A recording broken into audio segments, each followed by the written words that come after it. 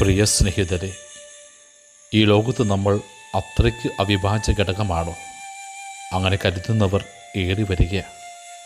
തങ്ങളെ കൂടാതെ ഒന്നിനും നിലനിൽപ്പില്ലെന്ന് സ്ഥാപിക്കുവാൻ വിഫലമായി ശ്രമിക്കുന്നവർ പെരുകി വരികയാണ്. വിട്ടുകൊടുക്കാനോ പിന്മാറാനോ ബലമില്ലാത്തവർ, പ്രശസ്തി മങ്ങുമെന്നേ, അധികാരം നഷ്ടപ്പെടുമെന്നേ, ആരോഗ്യം ക്ഷയിക്കുമെന്നേ, പ്രതാപമില്ലാതാകുമെന്നേ, സൗഭാഗ്യം കൈവിട്ടു പോകുമെന്നേ, അപ്പോഴൊക്കെ വല്ലാതെ തകർന്നു പോകുന്നവർ ഏറെയും. അതുകൊണ്ട് തന്നെ വിലപ്പെട്ടതൊക്കെ വിട്ടുകൊടുക്കാതെ നാം ഇങ്ങനെ പിടിച്ചു വയ്ക്കുകയാണ്. കരിയർ, പ്രശസ്തി, സന്തോഷം, ആരോഗ്യം, കുട്ടികൾ, അറിവുകൾ, സമ്പത്ത്, സൗഹൃദങ്ങൾ, ഇങ്ങനെ അള്ളിപ്പിടിച്ചിരിക്കുന്ന കുറേയധികം സ്വാർത്ഥതകളല്ലേ നമ്മുടെ കൊച്ചു ജീവിതം. ഇതൊന്നും നമ്മുടെ സ്വന്തമല്ലെന്നും ദൈവം ദാനമായി നൽകിയതാണെന്നുമുള്ളൊരു തിരിച്ചറിവ് വേണം. അവിടുന്ന് തിരികെ ചോദിക്കുമ്പോൾ പരിഭവ പരാതി ഒന്നുമില്ലാതെ തിരികെ ഏൽപ്പിക്കാനാകണം സ്നാപക യോഹന്നാനെ പോലെ. നമ്മൾ പലപ്പോഴും അഭിമുഖീകരിക്കുവാൻ വിസമ്മതിക്കുന്നത് എത്ര ലാഘവത്തോടു കൂടിയാണ് സ്നാപകൻ നേരിടുന്നത്. ദൗത്യനിർവഹത്തിൻ്റെ ഒരു പ്രതാപകാലം അവരുമുണ്ടായിരുന്നു. യൂദയ മരുഭൂമിയിൽ അവൻ്റെ പ്രസംഗം കേൾക്കുവാൻ ഇസ്രായേൽ ജനം തടിച്ചുകൂടിയൊരു കാലം. ഫരിസേയ പ്രമാണികളുടെ കാപട്യത്തെ തകർത്ത് തരിപ്പണമാക്കുന്ന തീപാർന്ന വചനങ്ങൾ പങ്കുവെച്ച കാലം.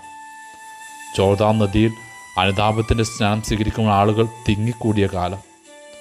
അവൻ അനുഗമിക്കുവാനും ശിഷ്യരാകുവാനും കൊതിച്ച് അനേകം കടന്നു വന്ന കാലം. അവനാണ് വരാനിരിക്കുന്ന രക്ഷകനെന്ന് ഒരുപാട് പേർ വിശ്വസിച്ച കാലം. എന്നാൽ ക്രിസ്തുവിൻ്റെ വരവോടെ തൻ്റെ പ്രവാചക ദൗത്യത്തിൻ്റെ പ്രതാപകാലം കഴിഞ്ഞുവെന്ന് തിരിച്ചറിഞ്ഞവൻ, എൻ്റെ പിന്നാലെ വരുന്നവൻ എന്നേക്കാൾ ശക്തൻ, അവൻ്റെ ചെരുപ്പിൻ്റെ വാറഴിക്കുവാൻ പോലും ഞാൻ യോഗ്യനല്ലെന്ന് പറഞ്ഞ് പിന്മാറിയവൻ. അതെ, എല്ലാ കർമ്മനിയമങ്ങൾക്കും ഒരു എക്സ്പയറി ടൈം ഉണ്ടെന്നേ.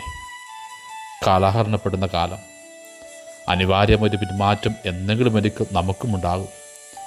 സൗന്ദര്യം കിട്ടുപോകും, സമ്പത്ത് അന്യമാകും, പ്രശസ്തി മങ്ങും, സൗഹൃദം വിടവാങ്ങും.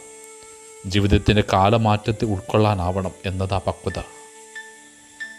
നമുക്കും സ്നാപക യോഹന്നാനെ പോലെ ദൈവം കൽപ്പിച്ചതുപോലെ പാലിച്ച് ഉചിതമായ സമയത്ത് പിന്മാറാനുള്ള ധൈര്യമുണ്ടോ?